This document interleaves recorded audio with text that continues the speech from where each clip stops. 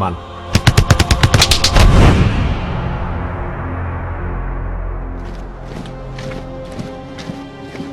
爸爸，你以前唔係成日都打拳嘅咩？點解而家唔打啊？爸爸喐得多會餓噶嘛，所以我而家咪喐少啲咯，係咪？文哥啊，你仲有冇練功啊？有時間我嚟搵食啦。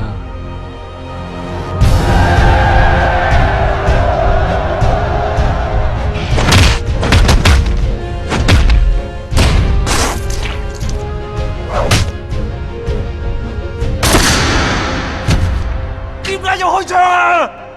我唔理外面嘅世界係點，我只係知道一家人唔分開就乜嘢問題都冇。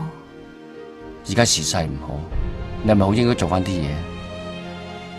你睇死同胞俾人打死，你仲有冇尊嚴噶？你咁樣去打佢哋啊？打晒佢哋，打100個，打1000個。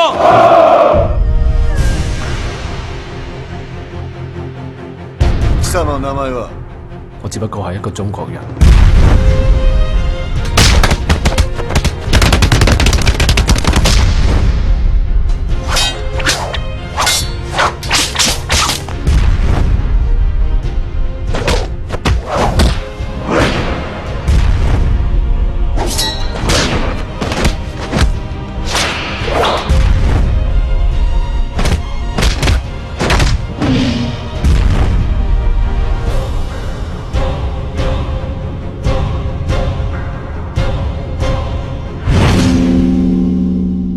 每個人要行嘅路，都係要自己去揀。